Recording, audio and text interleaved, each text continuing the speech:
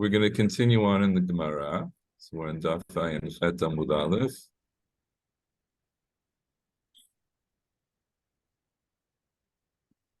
Last time we were talking about we had the story with Ravina and Rafram where Ravina missed the shiur of the Reish Galuta and Rafram came to him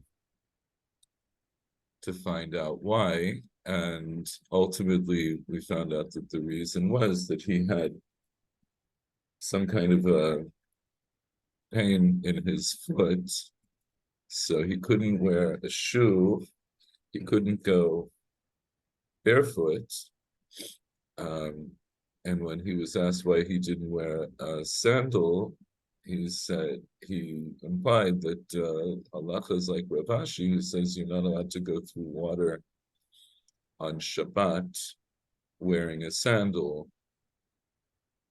presumably because it may come off and then you'll end up carrying it. I'll just point out one other thing from last week. We mentioned earlier in that sugya when we're talking about this question of going through water on Shabbat, right? This was a bit of a digression because we were talking about going through water on Yoma Kippurim, and then we said that's okay, so whatever we learned is pertinent to Yom Kippurim because we're not wearing shoes or sandals, but what about on Shabbat? And the Gemara said, Amar Nechemia Chatnei Tebei Nesiya, Ana Chazitei Rabbi Ami Rabbi Asi Dematu Urkuma Demaya.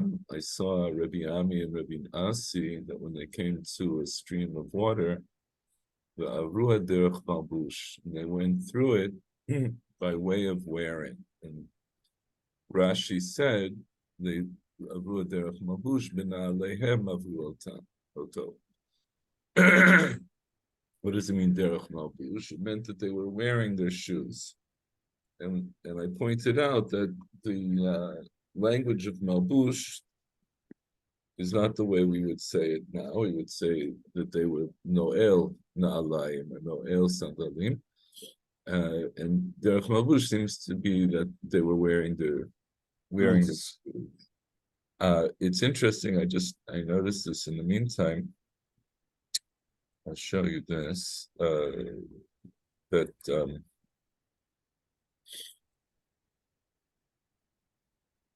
I think it's here. Rabbeinu Hananel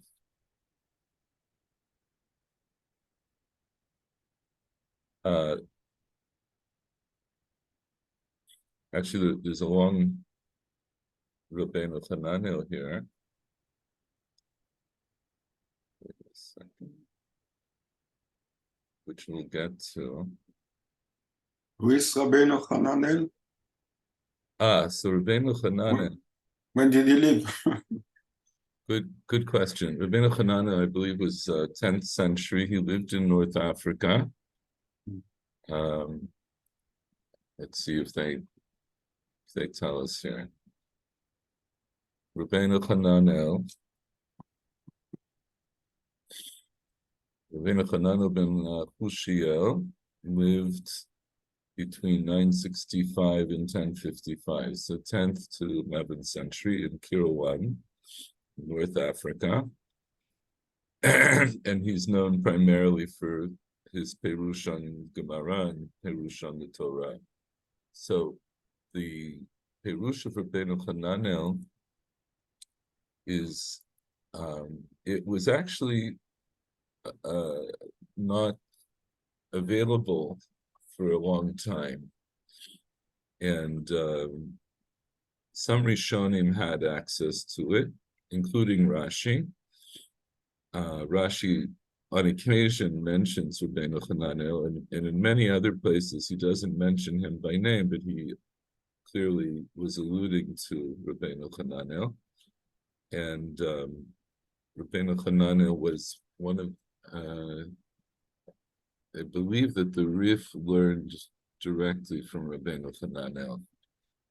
So he's a very important posek and Mefaresh of the Gaonic period is considered to be one of the Gaonim, or that period. And we'll take just a quick look now at what he said, which was his Perush, the style of his Perush. It's not quite as comprehensive as Rashi, even in the place, but sometimes more so, sometimes less so. It's a different kind of style, I would say. But he actually says regarding this question of Derech Malbush, so this is his Perush here.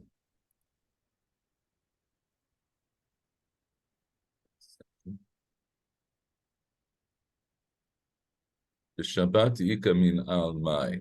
On Shabbat, when you have a shoe, what's the din? Right? Are you allowed to go through water wearing a shoe? And he says via sikna, and so we conclude hecha Ika min al ma'abar lahu derech malbush v'share. He says the conclusion is that if you have a shoe, then you can pass through water wearing the derech malbush, right? You can pass through the water wearing the shoe, the shari, and that's mutar. That's permitted. That's from the Gemara. Perush kashul lavush bahen beraglav. So what does it mean, derech malbush? He says explicitly, it's when he's wearing them on his feet. V'yesh misha omer derech malbush. He says there is someone who holds that derech malbush means even if they're not on his feet, that that it would imply that you're wearing them, but not on your feet. So what do you think that would mean if you're wearing them but they're not on your feet? Could it be like almost like gloves? You don't want to get them wet, so you take them off, put them on your hands, and go through the water. Yeah, I think it's something like that. I think this is what it implies, because where else are you going to wear them? So On your hands, you go with the yeah. So this with the head down, not you should. So that's what it sounds like. It sounds like you pick them up and you would put them in your hands and wear them like Michael said, maybe like gloves. You wear them. It's very interesting. I didn't see it brought down in later post game, but it's an interesting perush.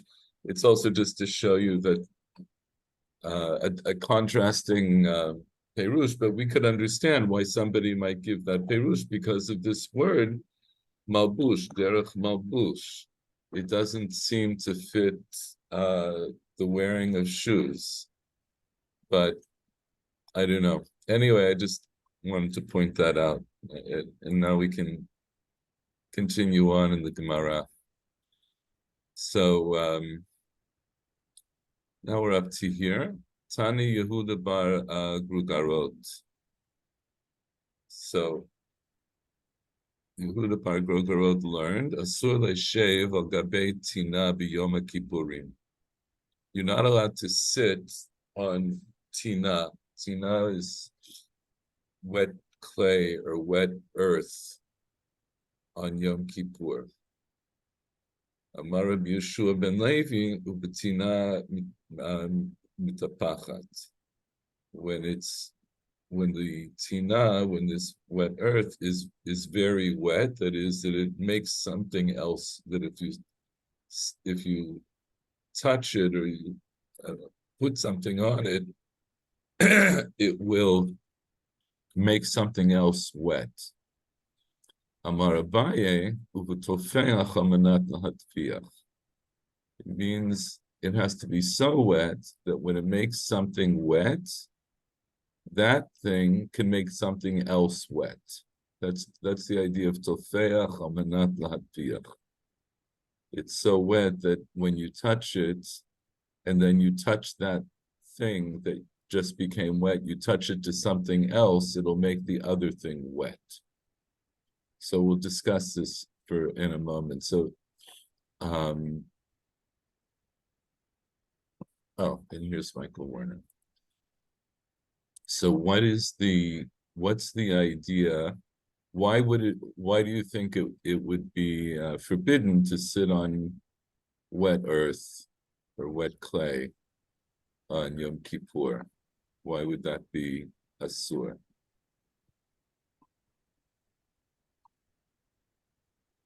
I'm jumping It in the middle. changes, No, go ahead. changes the shape of the. Because it changes. It's like toothpaste. It changes the shape of the place Why you're sitting on. what yeah, but why would that be asur? I don't know why it's so. I mean, I believe, I believe that molding is a form of malacha. Okay, you're grasping at straws here. Let's think Yes, I'm grasping quite valiantly. Yes. So what is the Gemara talking about just before this? Michael Warner, you just came in, but we just did a quick review. So what are we talking about right before this? We're going through water, getting wet. We're going through water and getting wet. So why might it be that you're not allowed to sit on damp earth? You'll be getting wet, and that would be like rechitza. Yeah, on some, in other words, that l'chatchila, there's this idea, or maybe even diavad, that according to Yehuda Bar Grogrot, that according to his Breitah, it should actually be changed, but I'll do that later. Yeah, it's, in other words, it's like rechitza. It's not really rechitza because you're not washing yourself, but you're exposing yourself to something damp. So before we get to Rav Yeshua ben Levi and Abaye, who add on to that, but according to the basic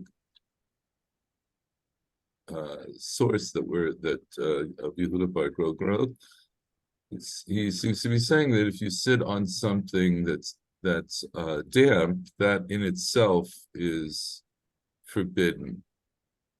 So why is rechitza forbidden? Or what, I shouldn't say why. What kind of rechitza is forbidden? When do we forbid rechitza? No. For ta'anug. So here also, If you go ahead, Paul. What do you want to say? No, you are allowed to wash your hands if they are dirty. Right. So yeah. Right. So the time the instance that we have of it being forbidden to wash is purely for pleasure. So now imagine that it's a hot day, and now you want to sit down on on cold, damp ground. So that will give you some kind of relief. It'll give you some kind of pleasure. So it strikes me as a bit of a stretcher. Somehow sitting in mud just does not sound like my idea. So first of all, it doesn't say mud. Okay. No, it's sitting. No, listen. I don't think this is such a stretch at all. I think you've had this. I think people have had this experience.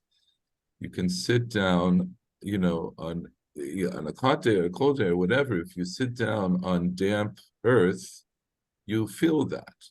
So if it's a hot day, then that'll give you some kind of a relief because it'll feel cooling to sit on it. That's just on regular, clay or maybe damp earth. But tina by itself, Rashi says, al gabei tina she lichluach hatit have oneg karov l'rechitza. Okay, the dampness of the tina and tit. There were different girsaot actually in the Gemara, and some had tit and some had tina. But tina, they could be used interchangeably in this context. So it's sitting on this damp earth and this damp clay is a pleasure, and it's close to rechitza. So the idea is that you're not supposed to have that kind of pleasure on Yom Kippur. So of course it's not rechitza. Nobody claims that it's rechitza, but why is it brought in the context of the Gemara here? Because it's close to rechitza, and we're talking about rechitza. And this, of course, is in sharp contrast to this whole discussion that we had just now about walking through water, where of course, if it's a hot day, of course that will feel good, but we allow you to walk through water for certain purposes. But if it's not for a mitzvah purpose or for some other kind of permitted purpose, you're certainly not allowed to walk through water. You're not allowed to expose yourself to water. And so we're going to start off this part of the discussion with this idea of sitting on tina. So you're not allowed to sit on tina. So Tani Yehuda Bar Grogorot means that he learned this in a Braita, and this is, so we start off with this Braita.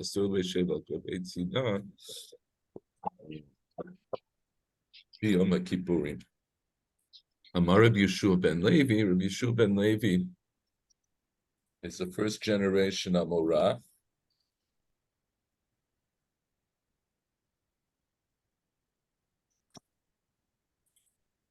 And he comes to explain what the tina means. He says, "Tina mitapachat." It's this tina that's damp. Rashi says mitapachat. What it means really like dripping, is what it means. Not just that it's damp. And Rashi says mitapachat mikiya mayim. It is spewing forth water. In other words, it's so wet that when you sit on it, you can feel the water. It's not just damp. And Abaye, who comes even later, he says actually it has to be tofeach omenat latviach. It has to be so wet that if you touch it and then touch something else, then even the next thing is also going to be wet. So you can imagine if you took your hand and you touch something, you to imagine tofeach almanat latpiach is not difficult. If you have a washcloth that's soaked, it's very wet, and then you put your hand on it, you'll have enough water now on your hand that if you touch something else, the water will come off on the next thing. That's the idea of tofeach almanat latpiach. It's so wet that whatever touches it is also wet enough to make something else wet. So that's very wet. That's the point of it, is it's very wet. And then you can understand that Abaye, both Rabbi Yeshua ben Levi and Abaye,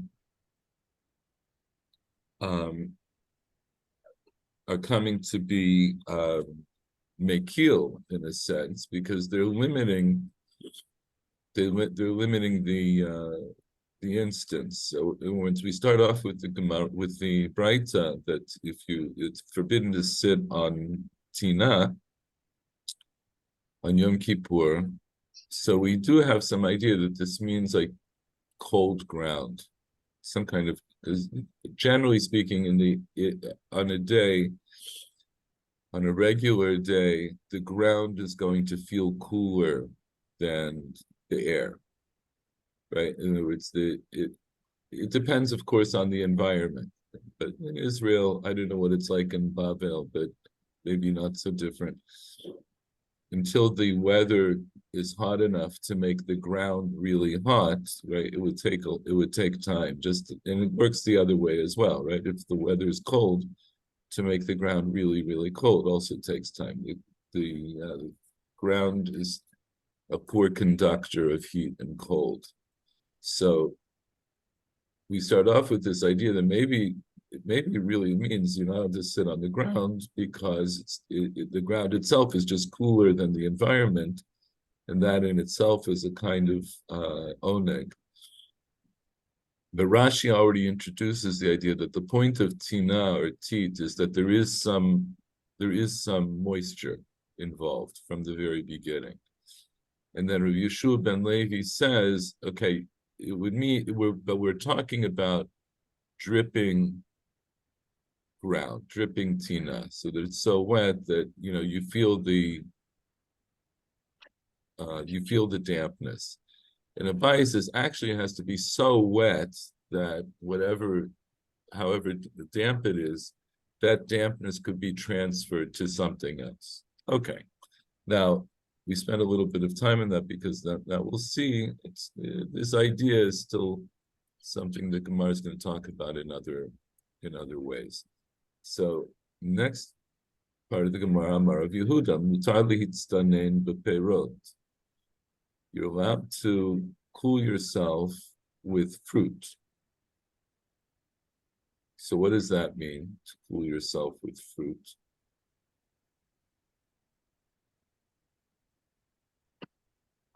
I'm going to guess that the fruit itself is cool. So you just hold this cool piece of fruit against you.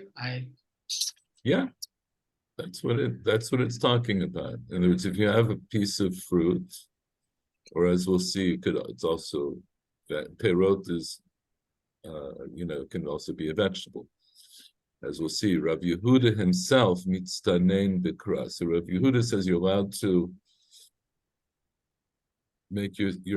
cool yourself off with fruit, and he himself cooled himself off with kara, which is dlat. It's squash. So like he would have a squash. It could be that the squash, it's a case where maybe it's a hot day, but you have stored, let's say, a squash in a cool place, and when you hold it, it feels cooler than the environment, and so you're allowed to hold it and put it on your head or whatever will make you feel a little more comfortable. So what's the difference between that and the tina? There's no water involved with the fruits and vegetables. Right, so there's no water involved. So the idea of sitting on the tina, it could be problematic because there's actual water, and then it really becomes more like rechitza.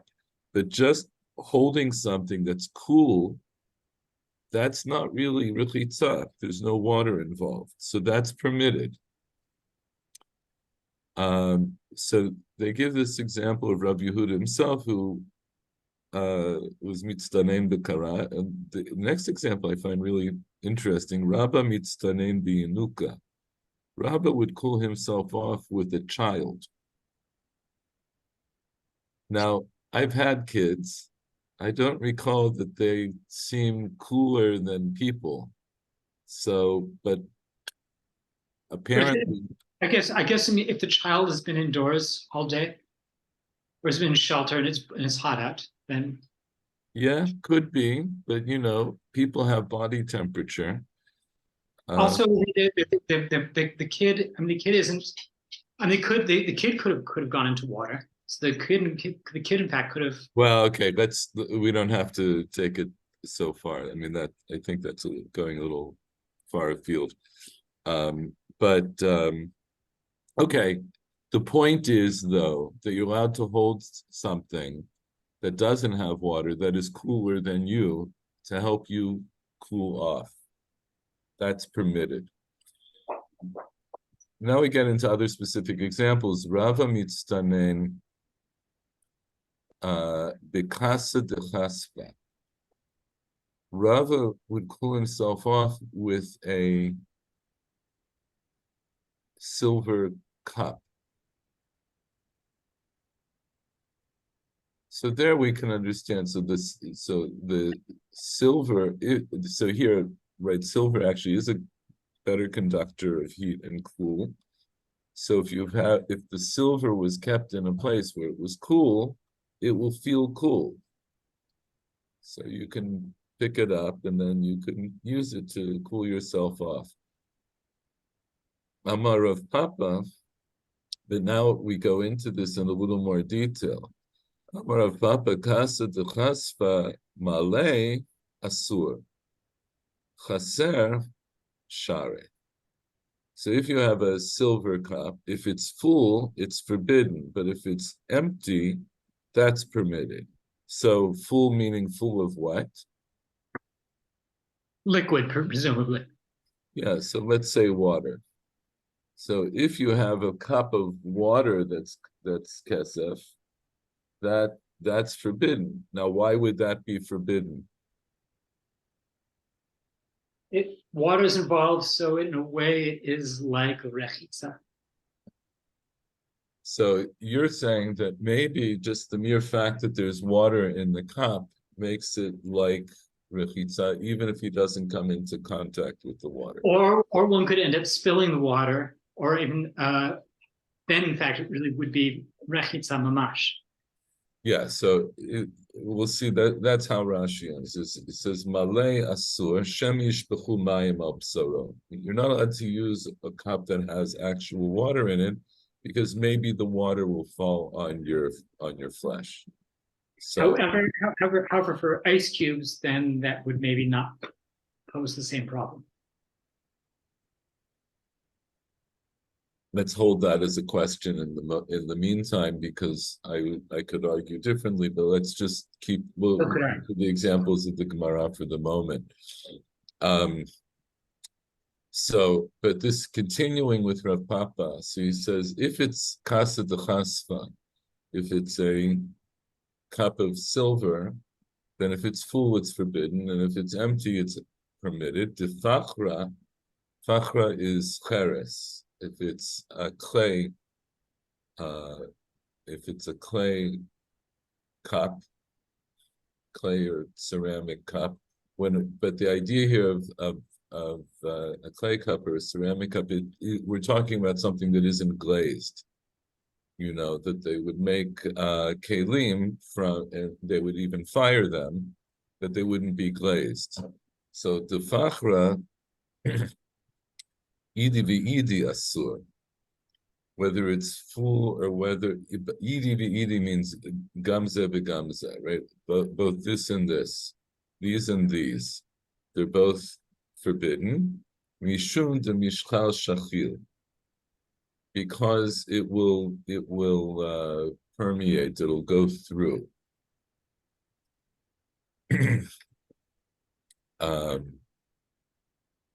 So what does that mean?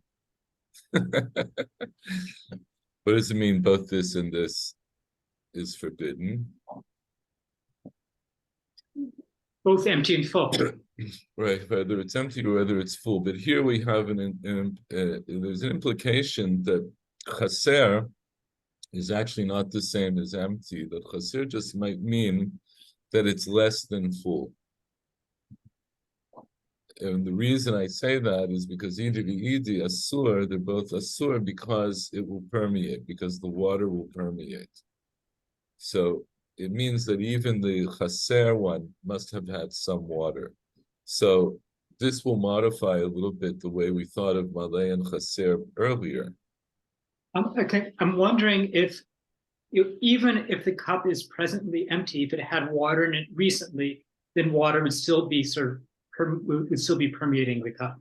So first of all, that could be, and that could be a case, and I'm not saying that's not possible. I definitely agree that could be a case, but we're comparing it to the previous case of kesef.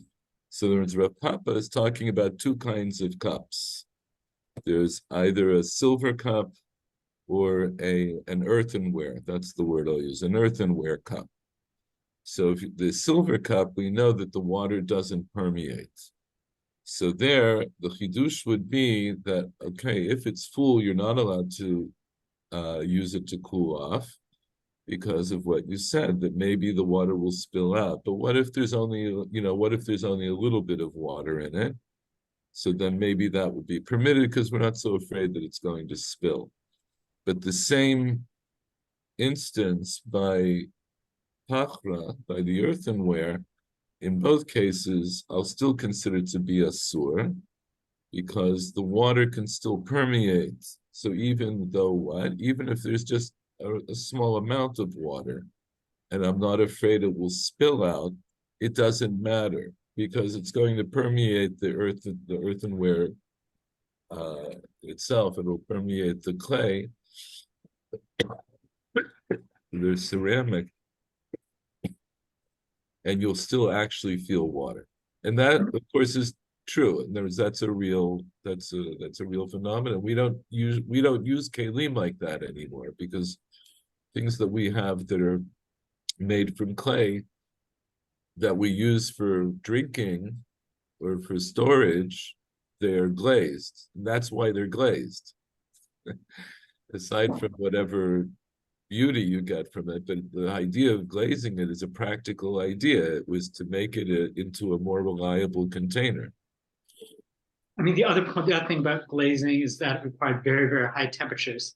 And until the Industrial Revolution, the technology wasn't in place to have mass production of glazed earthenware, which is neither here. I don't know why I'm bringing that in. But you're back in that period, like, I mean, unless one was. But I'm not sure why is that relevant to here? I'm not sure what you're saying about. Well, it's relevant to here because non-glazed would be the default. Like if unless okay. unless when we're very, very, very wealthy, and maybe not even then, like that there would not be like only somebody like to actually get a kiln half hot enough to glaze earthenware require an enormous amount of fuel and be very, very expensive and be prohibitive for everything except for the very, very rich and maybe not even then. Okay, so yes, you're right. I agree with all of that. And that, I think though that what we understand here from the context is that a kli pachra apparently by definition is not glazed. I think that's the implication here and elsewhere. The distinction needs to be drawn, which means that some people in fact use glazed. Yeah, so here the fact that the Gemara the Rav Papa just says pachra stam implies that we're talking about the kind of klicheres that is permeable. Otherwise, it would have made a further distinction. So stam kli pachra seems to be this non-glazed kind of kli. I'm wondering if I could push the point that I was making about and then within the problem with an earthenware cup, I mean, when one picks up an earthenware cup that's empty, one doesn't know if water has been in it recently or not. So in fact, it still could be saturated by water, and one wouldn't know. So maybe in fact the issue is not empty and only a little bit of water, but actually full versus totally empty. I mean, in both cases. It may be true. But the point is that if you can see that it's damp on the outside, it would seem to preclude the permissibility of picking it up. But with unglazed earthenware, porous unglazed earthenware, one would not necessarily see it. With a glaze, if it's glazed, you would see water. Actually, there I would disagree with you. If it's so wet, you'll see, that's the point. You'll see it. It changes the color of the clay. It doesn't just appear magically. It permeates, and you can see that that one side is wet. And so if you have a half-empty cup of unglazed earthenware, the top part where there's no water will look dry, and the bottom part will look wet. I mean, that's just the reality of the clay. So assuming that there's adequate light and all that, but again, I'll think also once you touch it, you'll be able to feel, right? So we're not going to be so machmir as to say that if you're in a dark room and you pick up a cup, that you're going to be chayav something. That's not the point. The point here is not to get into the weeds too much. The point here is, what is the point here? What are we trying to prove? What are we trying to just to lay out here in terms of halacha? We're basically saying that something that involves water just is like a rechitza, or can be like rechitza, and there can be different thresholds for wetness that would make it like rechitza. Okay, so I would say that's part of it. And Can I say something? sure. It seems that the problem is a problem of wetness, but maybe it's also a problem of cooling, because cooling is also a ta'anug. And nowadays we have got air conditioner which are cooling. Maybe you are not allowed to use them on Yom Kippur. Okay, so this is the point. The main thing that we're talking about here is this idea of lehitzanen.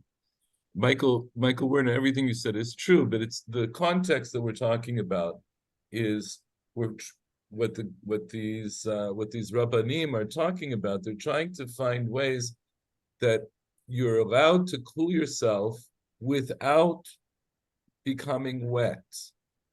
So yes, in the age before refrigeration and air conditioning and things like that, how did you cool off on a hot day?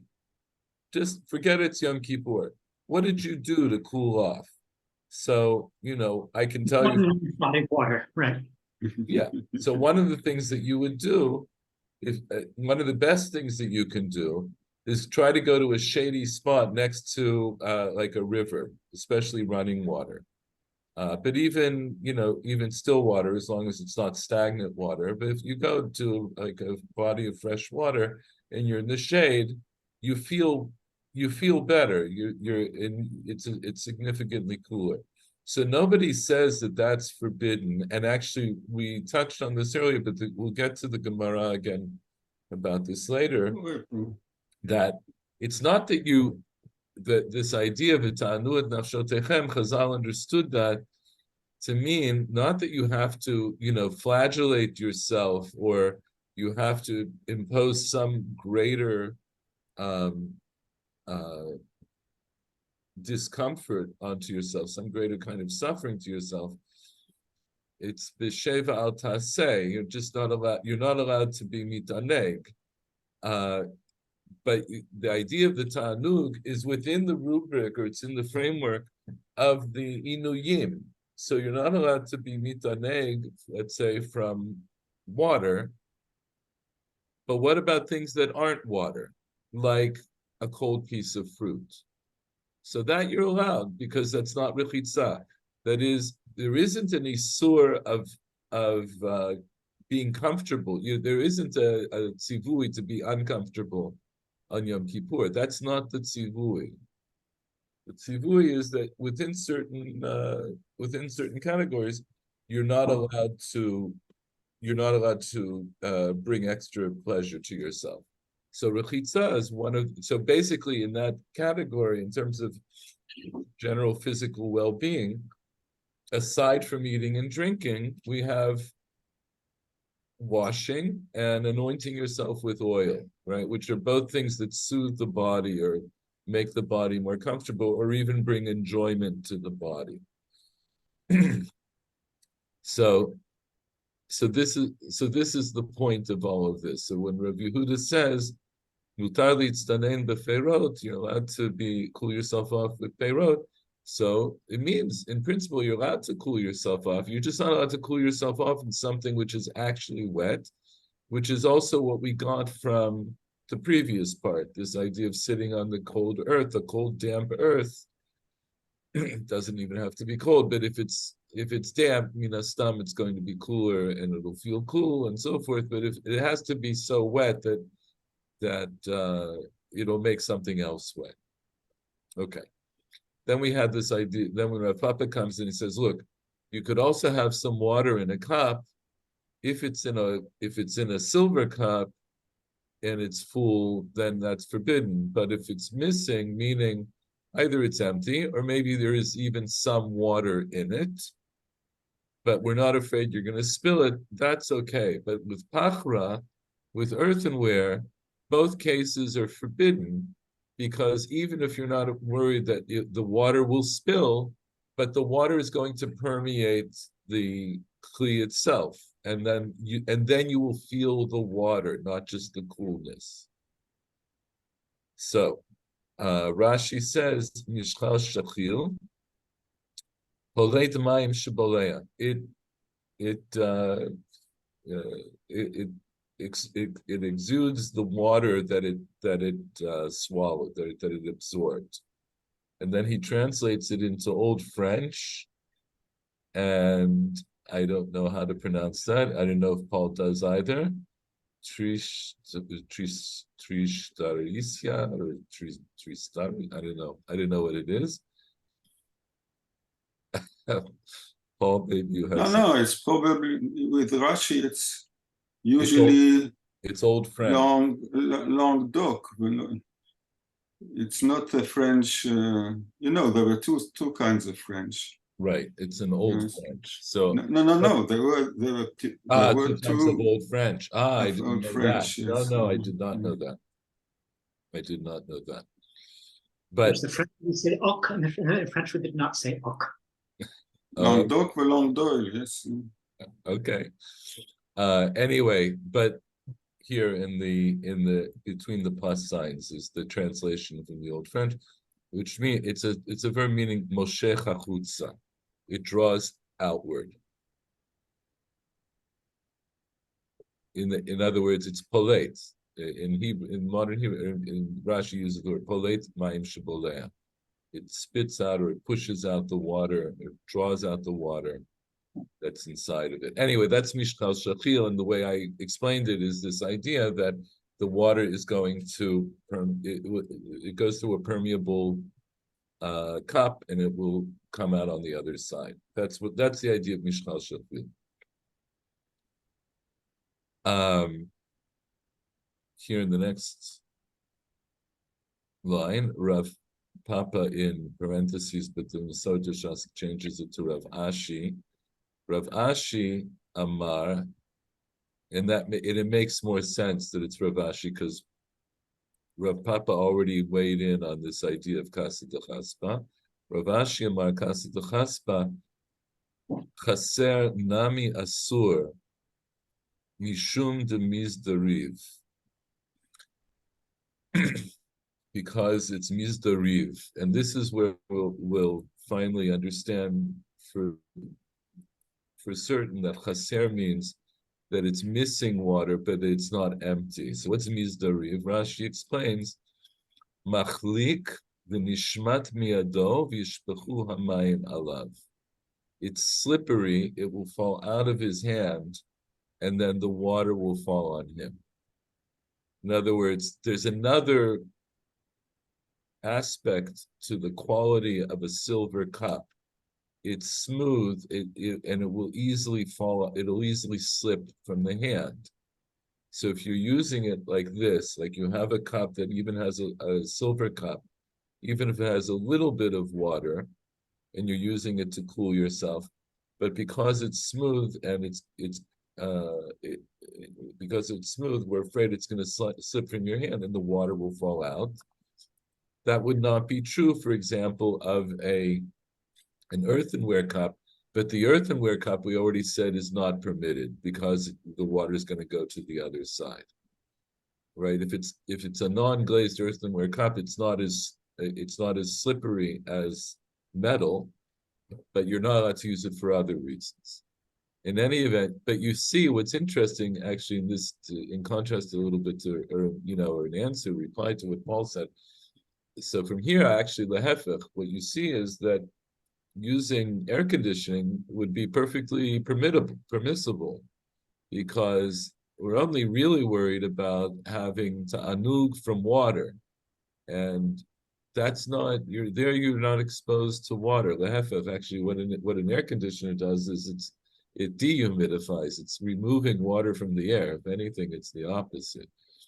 But it's also cooling, because what you see here is that there's these Rabbanim were trying to come up with strategies to cool oneself off on Yom Kippur when you can't use the things that you would usually use, like washing or drinking. Those are things that you're not allowed to do. So what else can you do to keep cool? So these are things that you could do to keep cool. So that's pretty cool. Okay. Okay, I wanted to limit the class today for two reasons. One is because we're starting later, and I know that people are not used to staying up so late for a shiur.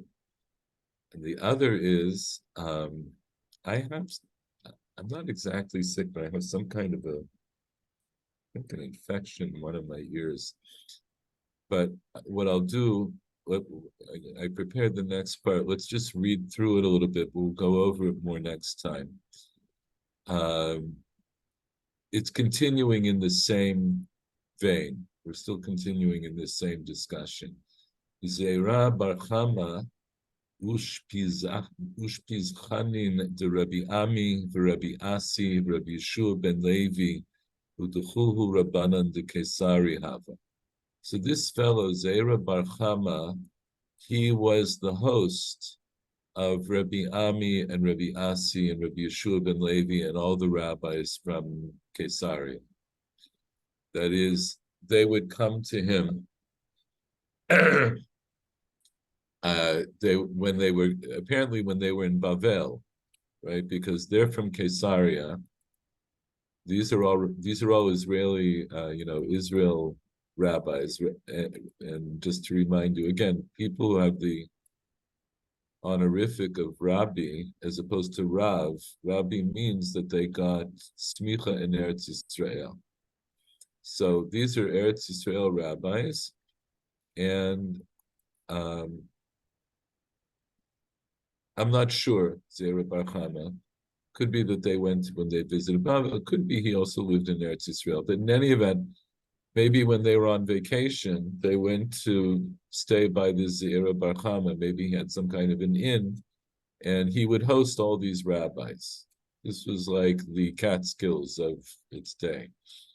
Amar le Rav Yosef b'reida Rabbi Yeshua ben Levi. So this is Zeira.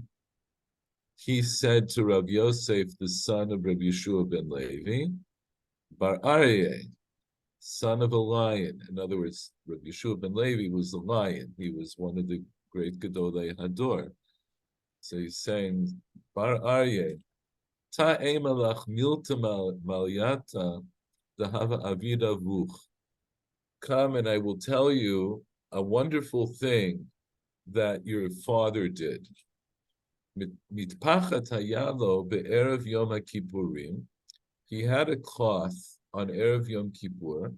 V'shoreu ta b'mayim. He would soak it in water. Yoseu ta kamin kelim neguvim. And then he would make it like a dried. He would make it like a dried piece of clothing. All right, kelim here is, as you know, can also refer to clothing. We make it like it's a dry piece of clothing. And then the next day he would wipe his hands, his face, and his legs with it. Erev Tisha B'Av shoreh ota b'mayim. And on Erev Tisha B'Av, he also had this mitpachat. He would soak it in water. And then the next day, on the day of Tisha B'Av, he would pass it over his eyes. So, before we go on, because we'll have another version of this in a second, but what's the idea? That the Zeira is telling what Rabbi Yeshua ben Levi did. So what did Rabbi Yeshua ben Levi do, and why did he do it? He would take, or his father would take No, Rabbi Yeshua ben Levi is the person we're talking about. okay. Okay. So he would take a washcloth before Yom Kippur, before Tisha B'Av. He'd take a washcloth, he would soak it, and then by the next day, and then presumably he'd let it stand to dry, and the next day when it was dry, he'd pass over his face and it would cool it. Again, the only thing I would change a little bit is when he says "Oseo takamin kelim neguvim," he makes it like a dry piece of clothing. I think what that means is that he squeezed it out. That seems to be what it means, that he soaked something in water and then he squeezed it out, and then the next day he would use it to wipe his hands on Yom Kippur. He would use it to wipe his hands, his his face, his hands, and his legs.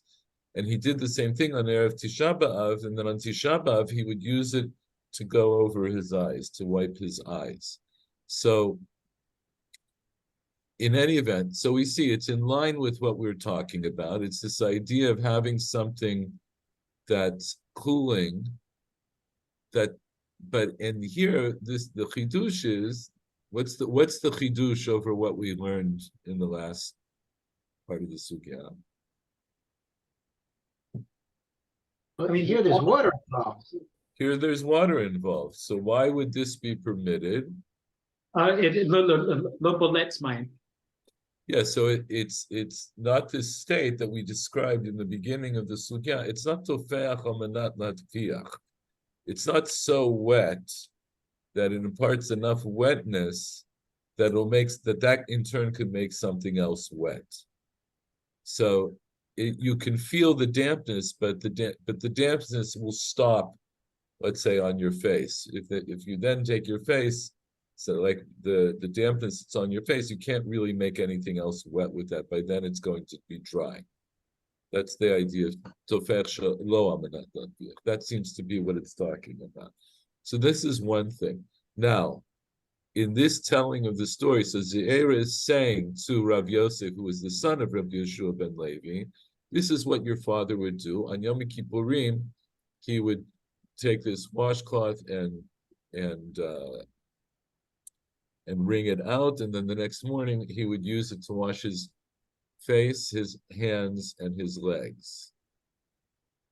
And on Tisha B'Av, he would do the same thing, and he'd use it to wipe over his eyes.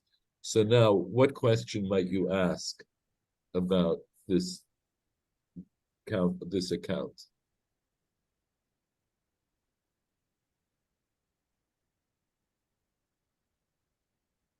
I mean, wouldn't it be that if it, Go ahead. um, Keep it simple. There's nothing convoluted here. It's a straightforward thing. We have two instances of using this wrung out washcloth. One is on Yom Kippur and one is on Tisha B'Av. So what's our question?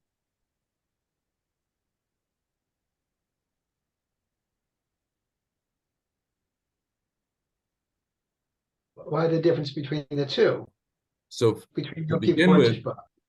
why should there be a difference between the two? That's the first part of the question. And then let's look the next as part of that question, what is the difference? On Yom Kippur, he can use that cloth to wipe his face, his hands, and his feet. On Tisha B'Av, he uses it just to wipe his eyes. So what's your next question? why does Tisha B'Av seem more stringent? Yeah, why should it be that Yom Kippur seems to be more kal and Tisha B'Av seems to be more chamur? So these are questions that we have, but at this point, we have this testimony from this fellow Ze'era. He says, "This is what I saw Rabbi Yeshua ben Levi do."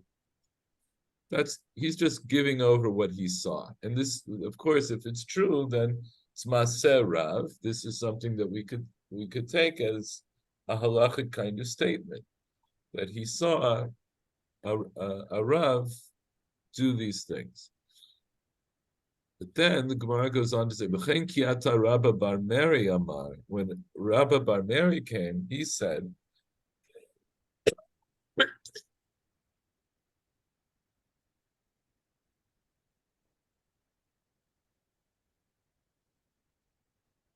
"Ba'erev Tisha B'Av mevi'in lo mitpachat v'shoreh ota b'mayim u'minicha tachad merashatav u'lemachar mekaneach panav yadav raglav."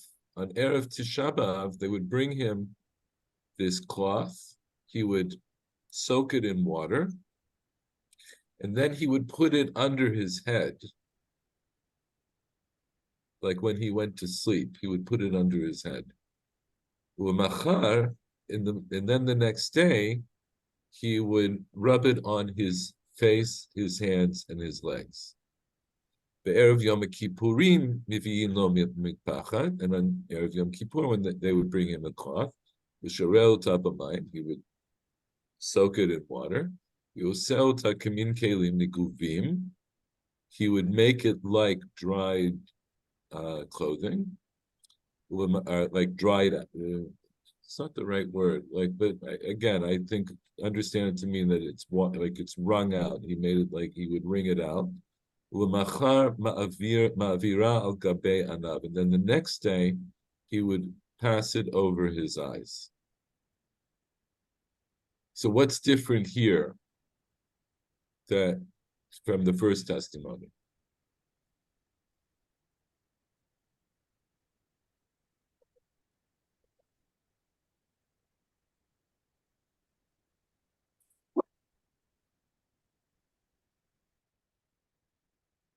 Now, now it seems it's the opposite, that Yom Kippur is more stringent, both because on Tisha B'Av he puts the wet cloth behind his head. It's not clear that he wrung it out before that, but now he's only on Yom Kippur.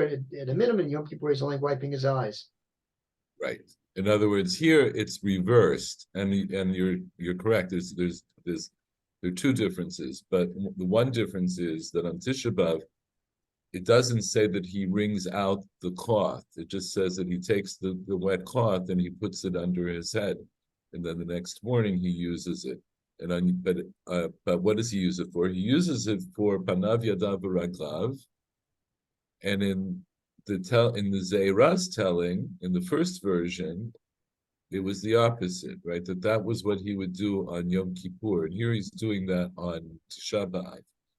And what he does on Yom Kippur is he takes the cloth, he wrings it out, and then he uses it only to go over his eyes. So it's virtually the same story, but in reverse, right? It reverses Yom Kippur and Tisha B'Av. Amar le Rabbi Yaakov or Rabbi Yirmiyah bar Tachlifa.